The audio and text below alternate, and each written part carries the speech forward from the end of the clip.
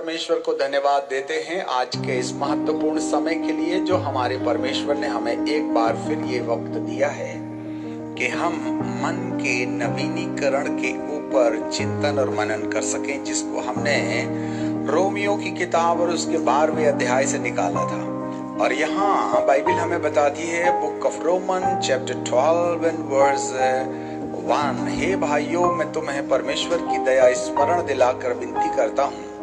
कि अपने शरीरों को जीवित और पवित्र और परमेश्वर को भावता हुआ बलिदान करके चढ़ाओ, यही तुम्हारी आत्मिक सेवा है। और इस संसार के सदृश न बनो, वरन तुम्हारी बुद्धि के नए हो जाने से तुम्हारी चाल चलन भी बदल जाएगी। इम्पोर्टेंट पॉइंट, बुद्धि का बदलाव ही चाल चलन के परिवर्तन की आधारशिला है, जिससे तुम परमेश्वर की भली और भावती और सिद्ध इच्छा, भली और भावती और सिद्ध इच्छा।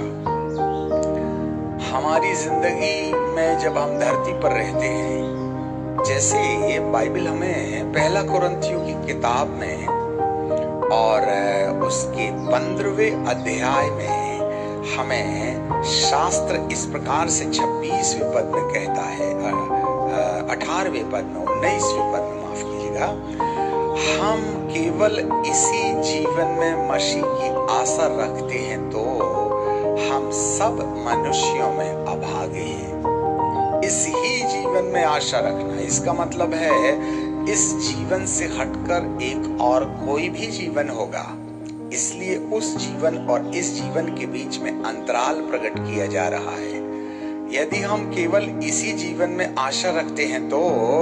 हम सब मनुष्यों में अभागे हैं। इस जीवन का संबंध है जब हम इस धरती के अंदर रहते हैं और हमारा 60 और 70 और 90 साल का जो भौतिक जीवन है, जिसमें एक बार हर एक व्यक्ति को मृत्यु का सामना करना पड़ेगा।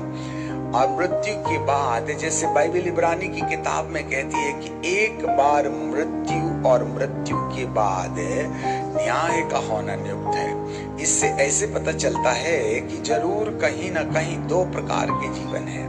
मृत्यु के पहले वाला जीवन और मृत्यु के बाद वाला जीवन। क्योंकि इब्रानी की किताब में यदि मैं आपके लिए पढ़ करके सुना दूं तो इब्रानी की किताब और उसका 9वां अध्याय और उसका 27 पद में बाइबल हमें इस प्रकार से कहती है, जैसे मनुष्य के लिए एक बार मरना और इसके बाद न्याय का होना नियुक्त है। अर्थात न्याय जो है ना, वो मृत्यु के बाद लागू होगा। इसलिए इस जीवन की चिंता के साथ साथ मृत्यु के बाद वाले जीवन की भी चिंता करना चाहिए, जहां हमारे जीवन के लिए अनंत मृत्यु या अनंत जीवन का निर्धारण का न्याय किया जाता है।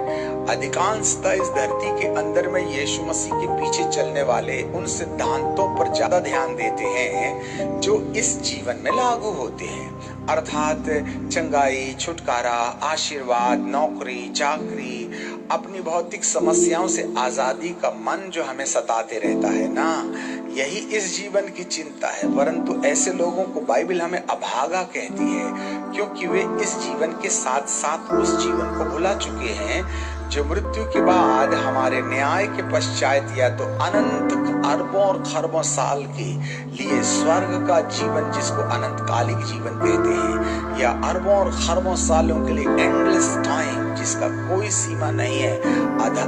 नरक लोक में या बॉटमलेस पिट या लैक ऑफ फायर में जाकर इंसान धू धू करके ज्वाला में जलते रहेगा। उस जीवन की चिंता के बारे में लोगों का ध्यान नहीं है। और आज धरती के अंदर में 99% प्रचारक इस ही जीवन की चर्चा के बारे में सुसमाचार